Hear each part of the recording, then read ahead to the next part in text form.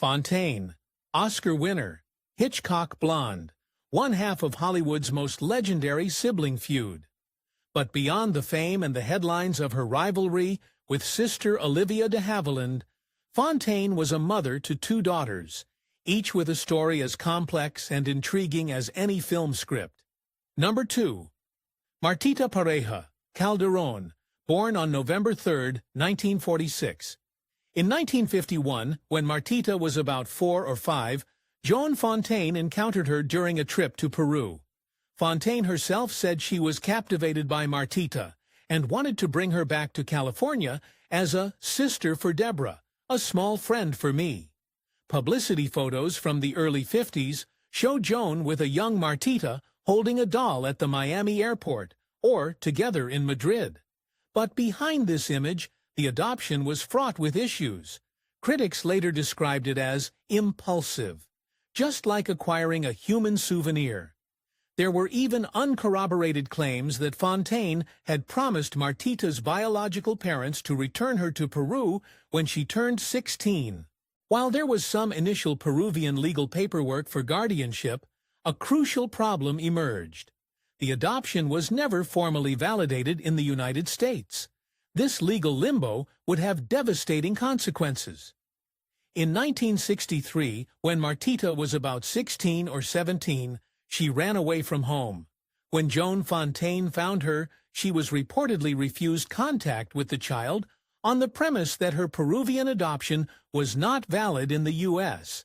Some accounts are even harsher, alleging Fontaine publicly disowned her or even attempted to have the frightened girl deported back to Peru.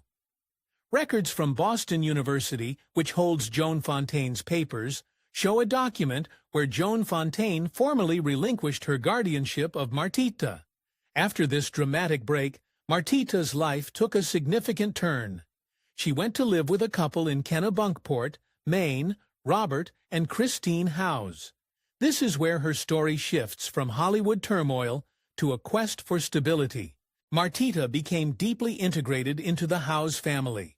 She also adopted new names, becoming known as Martita Valentina, and later, through marriage, Martita Regaluth, and also Martita Merrill Kidman, her husband in Maine being Merrill Kidman. The obituaries for Robert and Christine Howes list Martita Valentina, Merrill Kidman, as their beloved daughter living in York or Hollis, Maine. This strongly suggests she found a true sense of family and belonging with the Howes, far from the spotlight. Despite the earlier, very public estrangement, several sources, including Joan Fontaine's secretary and friend Susan Pfeiffer, state that Martita and Joan reconciled in later years. They reportedly wrote and talked on the phone to each other quite often, and Martita even visited Joan at her Carmel home. Pfeiffer insisted the rift healed and healed well, and that Joan loved both of her girls and saved all their cards and letters. Joan Fontaine's 1978 autobiography, No Bed of Roses, offered her own perspective on the adoption, but it was met with heavy criticism. Her ex-husband William Dozier, Deborah's father, reportedly quipped the book should have been titled No Shred of Truth. This suggests Fontaine's public narrative may have been self-serving or incomplete. When Joan Fontaine died in 2013, Martita was notably absent from the list of immediate survivors in most obituaries. Given the invalid U.S. adoption and the formal relinquishment of guardianship, Martita likely had no legal claim as an heir to Fontaine's estate, which largely benefited the SPCA. The personal reconciliation, however heartwarming, didn't change the early legal realities. Martita Pareja, Calderón's journey is one of dramatic upheaval and quiet resilience, ultimately finding her own peace and family far from the Hollywood. A number 1, Deborah Dozier, Potter born, November 5, 1948 in Santa Monica, was Joan Fontaine's biological daughter, with her then-husband film and television executive William Dozier, famous for producing the 1960s Batman TV series. Deborah's arrival was pure Hollywood. Joan was 5 months pregnant with her while filming You Gotta Stay Happy. Her early childhood was marked by her parents' divorce when she was just over 2 years old. Growing up with a mother as famous and reportedly complex as Joan Fontaine wasn't easy. Fontaine's own autobiography describes a strained relationship with Deborah, with some critics noting Fontaine detailed the effective abandonment of both her daughters and their teens. Deborah's extensive correspondence with her mother, housed at Boston University, hints at this complex, evolving dynamic. A significant counterpoint to her relationship with her mother was Deborah's exceptionally close and loving bond with her aunt, Olivia de Havilland, Joan Fontaine's estranged sister. This relationship spanned an incredible 64 years. Deborah described Olivia as warm, gracious, and a mentor. Even a second-hand quote from an acquaintance claimed Deborah loves her Aunt Olivia and can't stand her mother. After Joan's death, Olivia and Deborah conferred and issued a joint statement. In her own remembrance of Olivia, Deborah painted a critical picture of Joan, describing her as glib and the instigator of the final argument that severed the sisters' communication.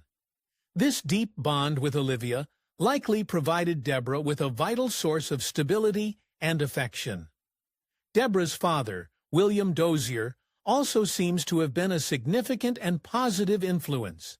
In her memoir, Let Buster Leard, Deborah explicitly links the period of adopting her beloved border collie, Buster, to her cynicism and grief following the death of her father in 1991, suggesting a deep attachment. Educated at Marymount High School and later focusing on English, psychology, and drama in college, Deborah initially tried acting in the early 1970s, with roles in TV shows like Gunsmoke and TV movies like Playmates. However, she soon found her preference was for helping others, transitioning to a successful career as an agent for young actors, eventually establishing her own talent agency. She represented notable actors like Scott Glenn and Danny Glover, continuing this work even after moving to Santa Fe, New Mexico, in search of a regular environment. She retired from the film business in 1989. In Santa Fe, Deborah married Earl Potter, an attorney, on September 26, 1979, and they raised 2 sons. She became deeply involved in the community, co-founding Santa Fe's Plaza Community Stage, serving on the Kennedy Center's President's Advisory Council on the Arts, and as a trustee for a college, an orchestra, and 2 museums. A defining chapter of Deborah's life is her courageous battle with post-traumatic stress disorder, PTSD, following a serious horse accident. Her journey to healing, with the incredible help of her service dog, Buster, whom she adopted after her father's death, became the subject of her acclaimed 2007 memoir, Let Buster Lead, Discovering Love, Post-Traumatic Stress Disorder, and Self-Acceptance.